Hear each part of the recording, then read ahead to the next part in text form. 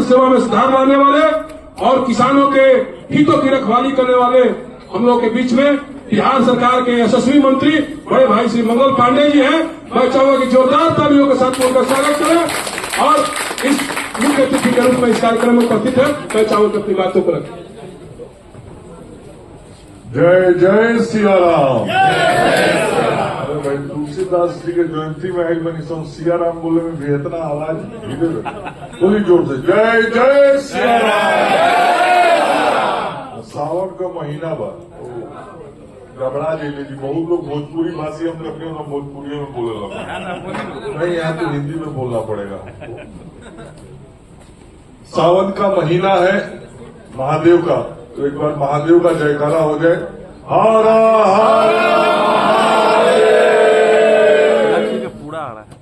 आज गोस्वामी तुलसीदास जयंती समारोह में हम सब लोगों के बीच उपस्थित भारतीय जनता पार्टी के यशस्वी प्रदेश अध्यक्ष और बिहार सरकार के माननीय मंत्री श्री दिलीप जायसवाल जी, भारत सरकार के यशस्वी मंत्री नरेंद्र मोदी जी की सरकार के कैबिनेट के सदस्य और हमारे बहुत ही प्रिय भाई श्री सतीश चंद्र दुबे जी, इस आयोजन समिति के अध्यक्ष डॉक्टर दुर्गाचरण मिश्र जी, ब्लॉक प्रमुख संघ के अध्यक्ष बहन रश्मि कुमारी शाह जी, यहां उपस्थित professor Balram Mishra ji, doctor Satya Prakash Tiwari ji, Lakshman Tiwari ji, professor Harikrishna Upadhyay ji, Anuj Kumar ji, doctor पीके पांडे जी, संतोष मिश्रा जी, डॉक्टर सुधीर शुक्ला जी, विजय पांडे जी, बिहार के विभिन्न ब्लॉकों से आए हुए ब्लॉक प्रमुख सैंडिल कुमार जी, डॉक्टर अमरेंद्र कुमार मिश्रा जी, मुरली दुबे जी, भोला सिंह जी, गौतम झा जी, धनिकलाल गौतम जी, सपनम कुमारी जी, उषा देवी जी, अजय कुमार जी, विनय जी, विनोद जी, पंकज कुमार जी, श्रीमती कांति कुमारी देवी जी, शिव दुबे जी, सत्य प्रवेश यादव जी, गंगाधर जी, मुन्ना कुमार जी, विनोद कुमार जी, सिवान मैरवा और यहां उपस्थित मनोज तिवारी जी, हमारे भाई योगेश जी। हाँ, आपको सबको याद नहीं कर रहा था, बहुत बड़े कवि हैं भाई योगेश जी, यहां उपस्थित अन्य सभी हमारे सम्मानित मुखिया, जनप्रतिनिधिगण, उपस्थित हमारे मीडिया के साथियों, मित्रों, आज हम सब लोग यहां तुलसीदास जी की जयंती समारोह में इकट्ठा हुए हैं और जैसे ही तुलसीदास जी का नाम आता है तो माहौल भक्तिमय हो जाता है। तुलसी पत्ता हो तो पूजा पाठ ध्यान में आ जाता है और तुलसीदास जी जब उनका नाम स्मरण होता है तो काव्य, कविता, भगवान श्री राम तुरंत ध्यान में आ जाते हैं। अपनी सनातन परंपरा, व्यवस्था, पूजा पाठ सब ध्यान में आ जाता है और सबसे बड़ा चीज जो ध्यान में आ जाता है, जो हम लोगों को आज भेंट मिला है, वह है रामचरित्र मानस। श्री गोस्वामी तुलसीदास जी का जो रचित रामचरित्र मानस है, आज हर घर घर का एक पूजा ग्रंथ है और ठीक ही यहां भी लिखा हुआ है कि जा पर कृपा राम की होई, ता पर कृपा करहि सब कोई।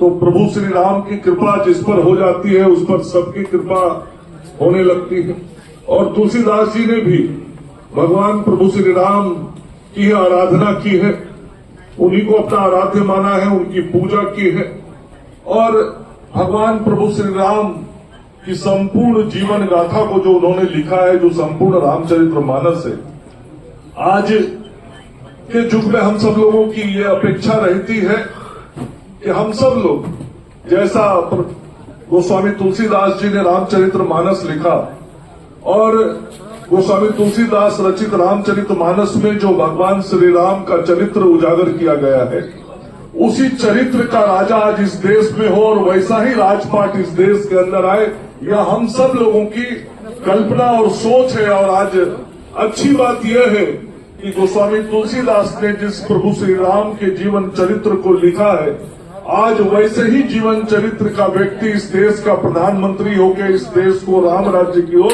ले जाने की कोशिश कर रहा है और हम सब लोग हमेशा जो तुलसीदास जी की उक्तियां हैं, मेरे आने के पहले बाबा बहुत विस्तार से बोल रहे थे, मैं सुन रहा था, तो उनकी उक्तियों को हम सब लोग याद करते हैं और संस्कारित होने का प्रयास हम सब लोग करते हैं। बहुत सारी उक्तियां आपने कही, एक दो उक्तियों की चर्चा मैं भी करना चाहता हूं। तुलसी मीठे बचन ते सुख उपजत चहुओर, वशीकरण एक मंत्र है परिहरू बचन कठोर। मीठी वाणी बोलने से चारों ओर सुख का प्रकाश फैलता है। मीठी वाणी बोलकर किसी को भी सम्मोहित किया जा सकता है, इसलिए मनुष्य को कठोर और तीखी वाणी छोड़कर हमेशा मीठी वाणी बोलनी चाहिए।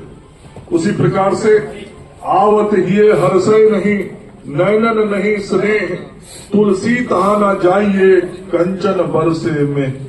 जिस घर में जाने पर घर के लोग देखते ही प्रसन्न न हो और जिनकी आंखों में स्नेह न हो, उस घर में कभी नहीं जाना चाहिए, चाहे कितना भी लाभ क्यों न हो।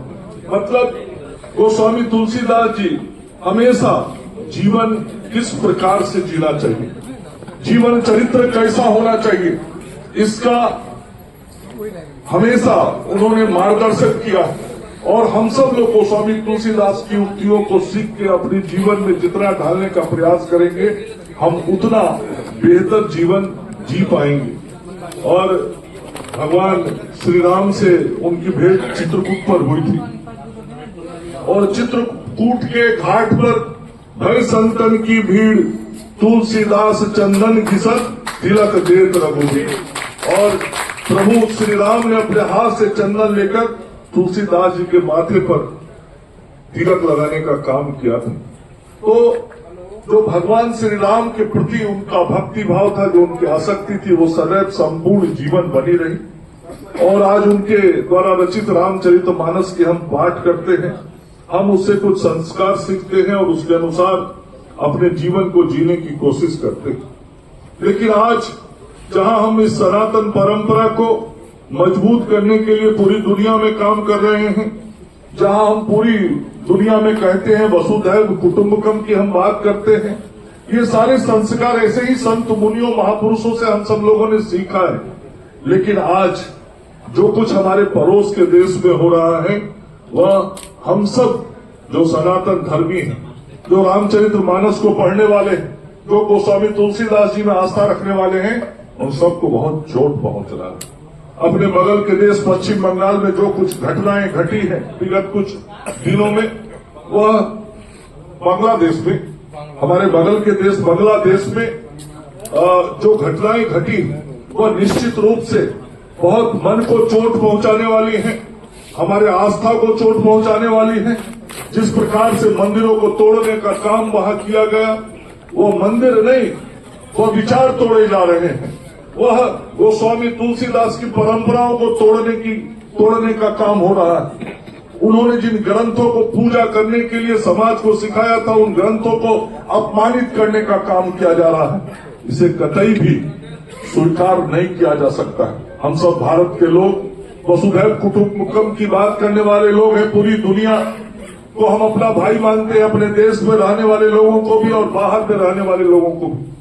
और बहुत साफ तौर पे हमारे आदरणीय प्रधानमंत्री नरेंद्र मोदी जी ने वहां के अभी जो प्रधानमंत्री पद का शपथ लिया है, जिन्होंने मोहम्मद यूनुस साहब, बहुत साफ तौर पे कहा है कि हिंदुओं की सुरक्षा की चिंता आपको करनी पड़ेगी। प्रधानमंत्री साफ तौर पे संकेत दिया।